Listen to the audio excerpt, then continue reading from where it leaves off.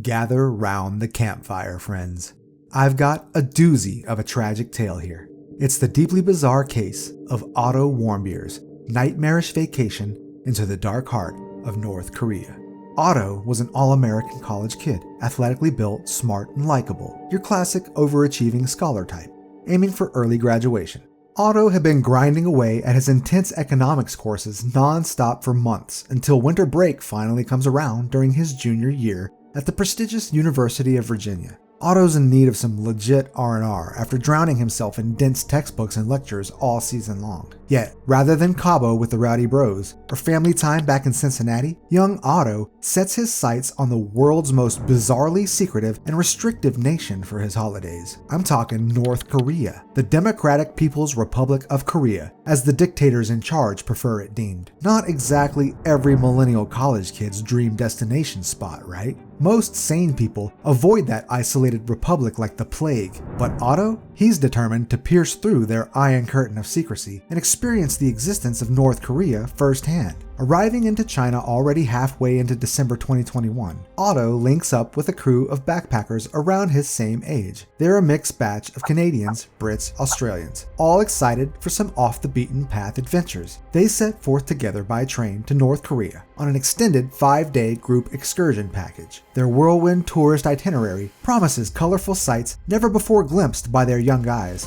architectural oddities like 20-story statues, museums overloaded with propaganda displays, parades full of feverish cheer and delight. The tourists wonder amongst themselves if the zealous glee they witness repeatedly is state-manufactured coercion or genuine patriotic pride. The group can only guess at what local life there must entail beyond the choreographed facades their guards allow them to view. Sure, parts of Pyongyang City almost resemble modern metropolises they've frequented back home. All shiny towers, bustling amusement parks, and luxury shops for the capital elite. Yet their pre-briefings warn that elsewhere beyond grand center stage sets sits destitute towns and villages teetering, barely electrified or fed. Famine always looming right below the surface, while Kim Dynasty members enjoy lavish delicacies and pastimes. The tour guide offhandedly mentions mandatory backbreaking work shifts at labor camps called gulags under armed watch, leaving the group squirming silently. Several times when the groups shepherded through particularly manipulative exhibits demonizing and mocking Western leaders, good-natured Otto feels noticeably squirmy. Yet Otto leans into cross-cultural exchange wherever possible.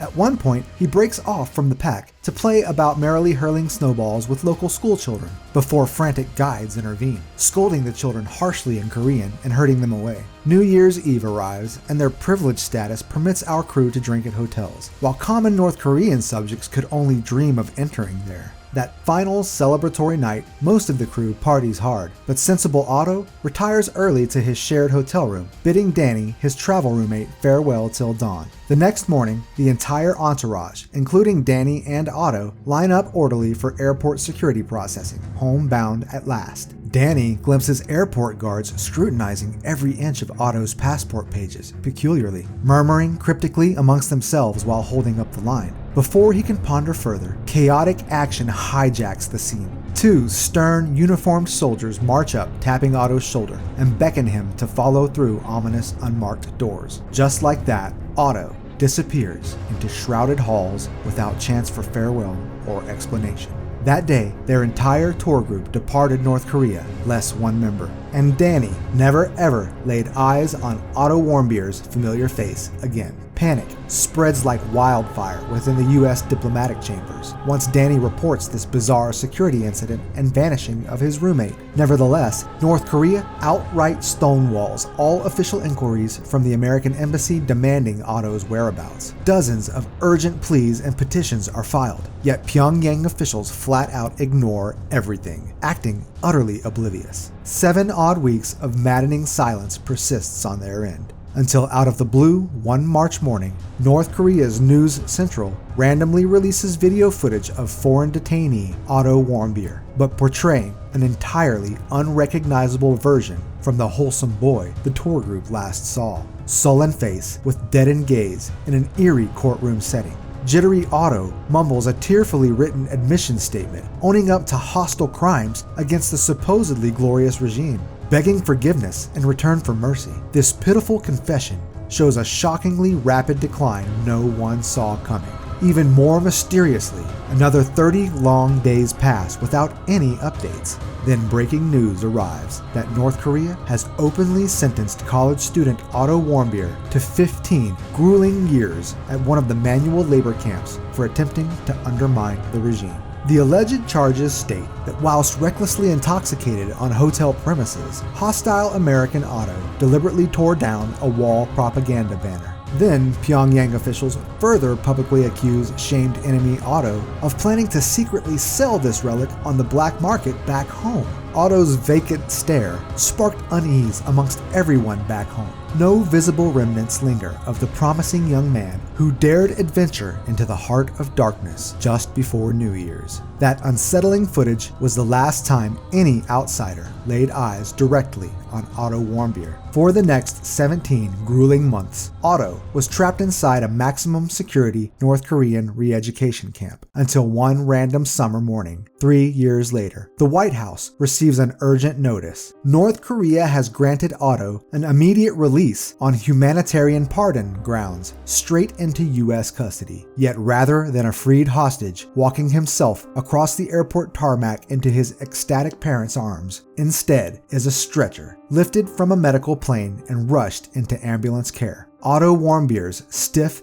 vegetative body showing zero signs of life despite supportive machines beeping along attached to his unconscious body. His family's joy shrivels into horror seeing their precious son transformed into what doctors later deemed essentially an empty husk. He's basically a human vegetable, alive but not awake. Dozens of military and medical experts get to work right away, trying to revive him from this weird coma, but nothing works. Otto stays totally checked out. North Korea sticks to their story that Otto got botulism food poisoning, but tons of toxicology tests found zero evidence. So then the US government jumps on the chance to blast Pyongyang as evil liars, insisting Otto was clearly beaten and tortured into this brain-dead condition. President Trump rails North Korea as merciless murderers whenever cameras are on him, and paints Otto as a martyr who gave his life to their harsh torture tactics. He rouses up public outrage about human rights atrocities going on over there. But behind the scenes, doctors are kind of puzzled the more they examine unconscious Otto. His body shows barely any bruises or real signs of trauma you'd expect. No broken bones, no obvious organ damage. It's strange. They notice neurological issues, but it's more widespread, not concentrated like focused beatings. The evidence doesn't quite match the simple explanation everyone latched onto. Otto's parents plead with experts to keep considering all causes. Even if Otto wasn't physically assaulted, maybe the mental stress alone could shut his body down. They just want the full truth. A few journalists start picking up whispers from anonymous sources that the torture explanations might not actually hold up medically, but the public narrative has already taken on a life of its own. People need to believe Otto was a hero who died revealing North Korea's villainy. It's too political now to really question. In the end, Otto passes away, never regaining consciousness, and we're left with more arguments about who's to blame rather than answers. The true chain of events that led to a healthy young man arriving there, full of life, only to come back on the brink of death months later, remains a mystery locked away with the North Korean government. Maybe someday more clues will emerge, but for now, only Otto and those who held him captive know what really went down during his final months alive.